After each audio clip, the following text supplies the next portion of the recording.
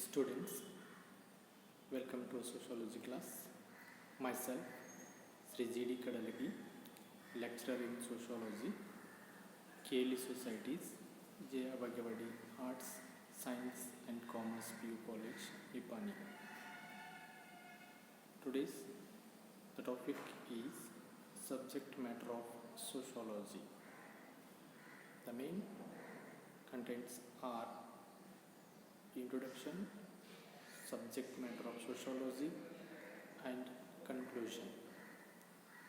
ಆತ್ಮೀಯ ವಿದ್ಯಾರ್ಥಿಗಳೇ, ನಾನು ಶ್ರೀ ಜಿ ಡಿ ಕಡಲಗಿ ಅಂತ ಸಮಾಜಶಾಸ್ತ್ರ ಉಪನ್ಯಾಸಕರು, KLE ಸಂಸ್ಥೆಯ ಜೆ ಅಬಗವಡಿ ಕಲಾ ವಿಜ್ಞಾನ ಮತ್ತು ವಾಣಿಜ್ಯ ಪದವಿ ಪೂರ್ವ ಮಹಾವಿದ್ಯಾಲಯ Nippani.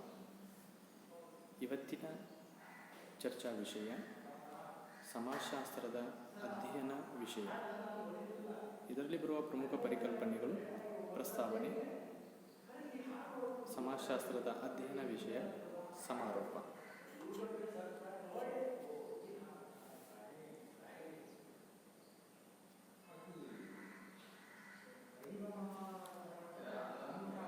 Now, introduction part. Sociology is a young social science. It has its own subject matter. Here, Alex Ingalls mentioned in his famous book, What is Sociology? It provided a general outline of the fields of sociology. Here, the following matters are belongs to sociology.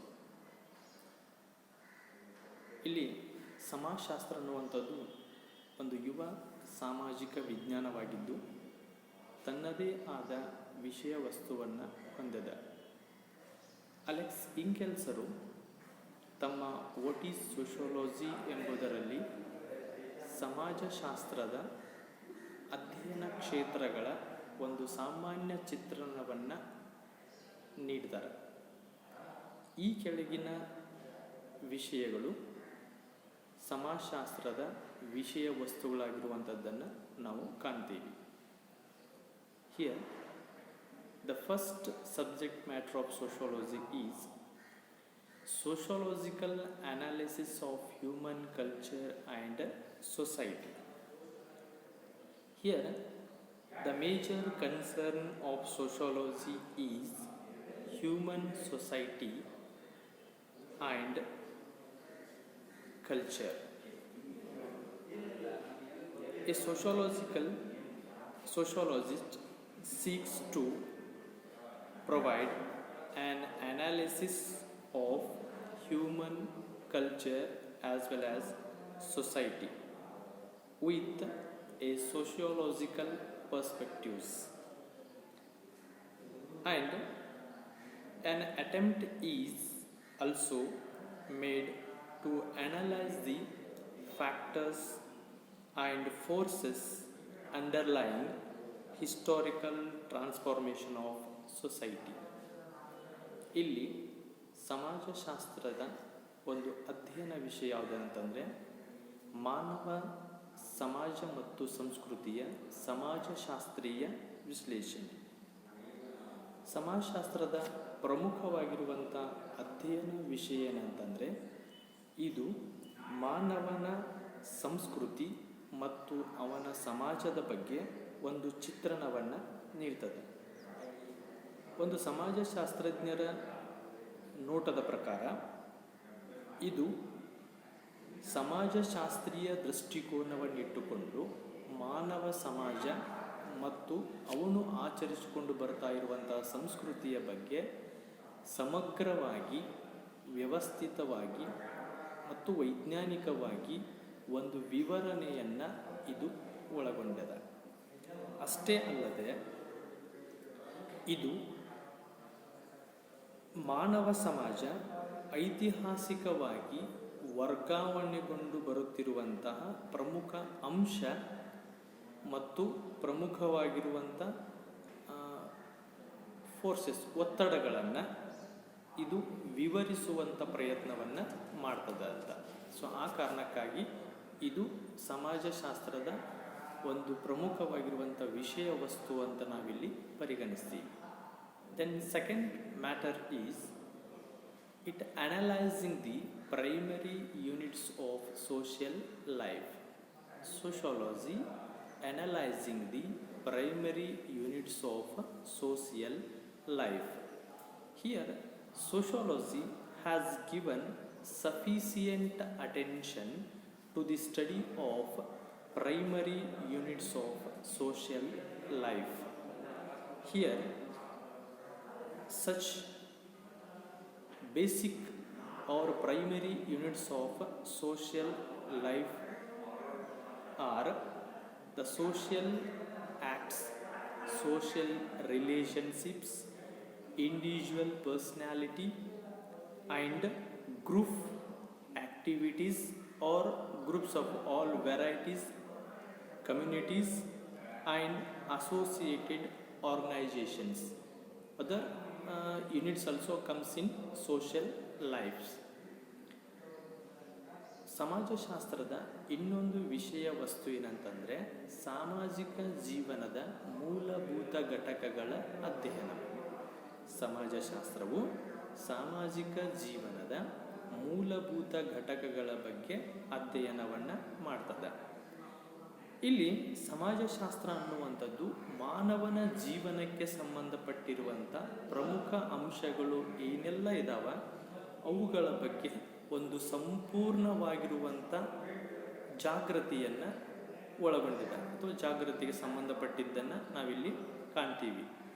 ಮಾನವ ಜೀವನಕ್ಕೆ ಮೂಲಭೂತವಾಗಿರುವಂಥ ಘಟಕಗಳು ಏನಂತಂದರೆ ಮಾನವನ ವರ್ತನೆಗಳು, ಸಂಬಂಧಗಳು, ವೈಯಕ್ತಿಕ ವ್ಯಕ್ತಿತ್ವ, ಸಮೂಹದ ಚಟುವಟಿಕೆಗಳು ಅಥವಾ ವೈವಿಧ್ಯಮಯವಾಗಿರುವಂಥ ಎಲ್ಲ ಪ್ರಕಾರದ ಸಮೂಹಗಳು, ಜೊತೆಗೆ ಸಮುದಾಯಗಳು, ಸಂಘಟಿತ ಸಂಘಗಳು, ಇವುಗಳಷ್ಟೇ ಅಲ್ಲದೆ ಇನ್ನೂ ಹಲವಾರು ಮೂಲಭೂತ ಘಟಕಗಳು ಮಾನವನ ಸಾಮಾಜಿಕ ಜೀವನಕ್ಕೆ ಸಂಬಂಧಪಟ್ಟಿರುವಂಥದ್ದನ್ನು ನಾವು ಕಾಣ್ತೀವಿ. ಇವೆಲ್ಲವುಗಳ ವ್ಯವಸ್ಥಿತ ಅಧ್ಯಯನವನ್ನು ನಾವು ಸಮಾಜಶಾಸ್ತ್ರದಲ್ಲಿ ಮಾಡ್ತೀವಿ.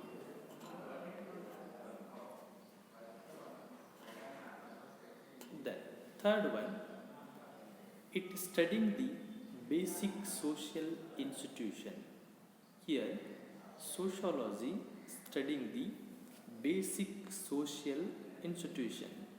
Especially, sociology conduct a systematic scientific study about the nature and functions of basic social institutions such as family, kinship, marriage, religion, economy, morality, education, so others.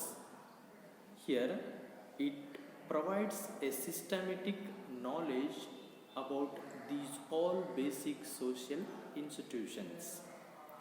ಸಮಾಜಶಾಸ್ತ್ರದ ಇನ್ನೊಂದು ಅಧ್ಯಯನ ವಿಷಯ ಏನಂತಂದರೆ ಸಮಾಜಶಾಸ್ತ್ರವು ಮೂಲಭೂತ ಸಾಮಾಜಿಕ ಸಂಸ್ಥೆಗಳ ಅಧ್ಯಯನ ಮಾಡ್ತದೆ.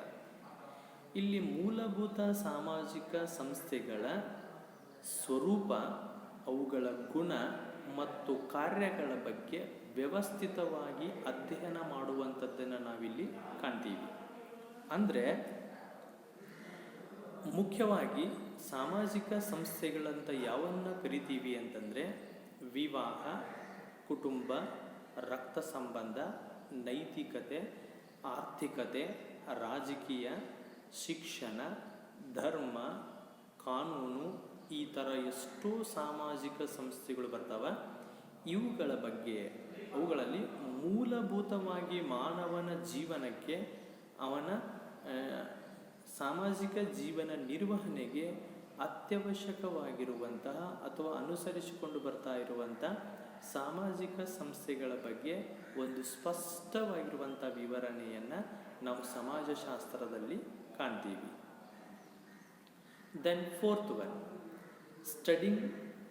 Studying the fundamental social processes. Sociology conduct a systematic study about fundamental social processes.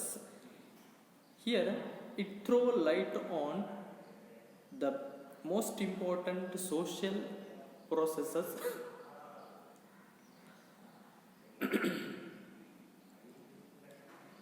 its dynamic and diverse natures. Especially here, the social processes such as cooperation, competition, accommodation, assimilation, social conflict, and communication. So these all comes in social processes, and here without knowing of social interaction and social processes we can't understand sociology systematically, because these all basic or fundamental social processes are always going on in social life or in human activities. ನಾಲ್ಕನೆಯ ಒಂದು ಸಮಾಜಶಾಸ್ತ್ರದ ಅಧ್ಯಯನ ವಿಷಯ ಯಾವುದಂತಂದರೆ ಇದು ಅಂದರೆ ಸಮಾಜಶಾಸ್ತ್ರವು ಮೂಲಭೂತ ಸಾಮಾಜಿಕ ಪ್ರಕ್ರಿಯೆಗಳ ಬಗ್ಗೆ ಅಧ್ಯಯನ ಮಾಡ್ತದೆ. ಸಾಮಾಜಿಕ ಪ್ರಕ್ರಿಯೆಗಳಲ್ಲಿ ಒಂದು ವಿವಿಧತೆ ಇರುವಂಥದ್ದನ್ನು ವೈವಿಧ್ಯಮಯವಾಗಿರುವ ಸಾಮಾಜಿಕ ಪ್ರಕ್ರಿಯೆಗಳನ್ನು ಕಾಣ್ತೀವಿ. ಆಮೇಲೆ ಇವು ಆಗಾಗ ಬದಲಾವಣೆಗೆ ಒಳಪಡುವಂಥದ್ದನ್ನು ಕೂಡ ನಾವಿಲ್ಲಿ ಕಾಣ್ತೀವಿ. ಇವುಗಳಲ್ಲಿ ಬರುವಂಥ ಪ್ರಮುಖ ಸಾಮಾಜಿಕ ಪ್ರಕ್ರಿಯೆಗಳು ಯಾವಂತಂದರೆ ಸಹಕಾರ, ಸ್ಪರ್ಧೆ, ಸಂಘರ್ಷ, ಹೊಂದಾಣಿಕೆ, ಸ್ವಾಂಗೀಕರಣದಂತಹ ಎಷ್ಟು ಸಾಮಾಜಿಕ ಪ್ರಕ್ರಿಯೆಗಳು ನಿರಂತರವಾಗಿ ಮಾನವನ ಸಾಮಾಜಿಕ ಜೀವನದಲ್ಲಿ ಏರ್ಪಡ್ತಾ ಇರ್ತವೆ. ಆಮೇಲೆ ಈ ಸಾಮಾಜಿಕ ಪ್ರಕ್ರಿಯೆಗಳು ನಿರಂತರವಾಗಿ ಒಂದು ಸಾಮಾಜಿಕ ಚಾಲನೆಯನ್ನು ಏರ್ಪಡಿಸುವಂಥ ಕೆಲಸವನ್ನು ಮಾಡ್ತವೆ. ಆ ಕಾರಣಕ್ಕಾಗಿ ಸಮಾಜಶಾಸ್ತ್ರವು ಇಂತಹ ಸಾಮಾಜಿಕ ಚಲನೆಗೆ ಒಳಪಡಿಸುವಂತಹ ಚಟುವಟಿಕೆಗೆ ಒಳಪಡಿಸುವಂತಹ ಪರಿಕಲ್ಪನೆಗಳನ್ನು ಸಮಾಜಶಾಸ್ತ್ರ ಮೂಲಭೂತವಾಗಿ ಅಧ್ಯಯನ ಮಾಡ್ತದೆ. Then another one subject matter of sociology is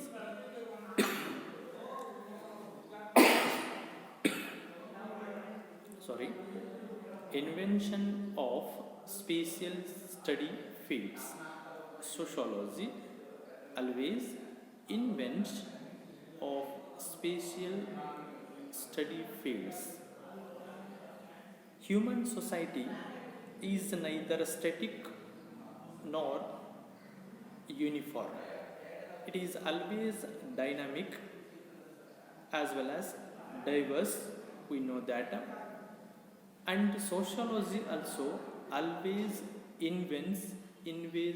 always research new special study fields of sociology, and they always help to the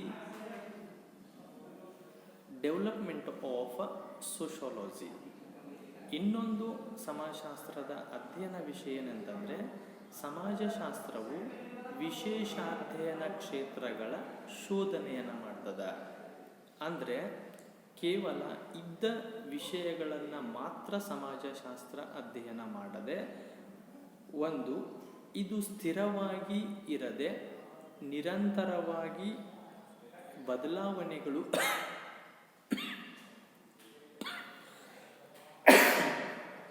ಸಮಾಜದಲ್ಲಿ ಏನು ಏರ್ಪಡ್ತವೆ ಅದಕ್ಕೆ ಅನುಗುಣವಾಗಿ ಹೊಸ ಸಂಶೋಧನೆಗಳನ್ನು ಇದು ಕೈಗೊಳ್ತದೆ.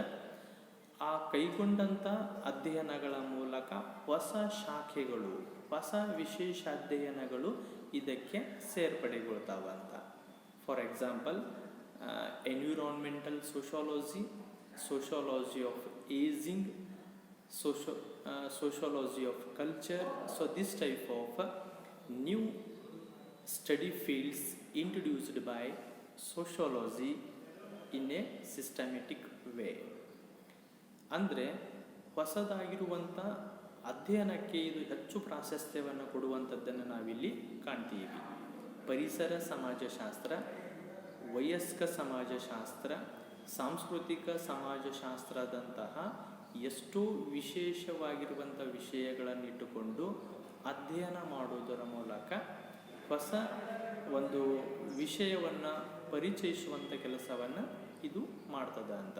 ಸೊ ಅದಕ್ಕೇ ಒಂದು ಎಷ್ಟೋ ಶಾಖೆಗಳು ಸಮಾಜಶಾಸ್ತ್ರದಲ್ಲಿ ಪರಿಚಯಿಸಿದ್ದನ್ನು ಇವತ್ತು ನಾವು ಕಾಣ್ತೀವಿ ಅಂತ.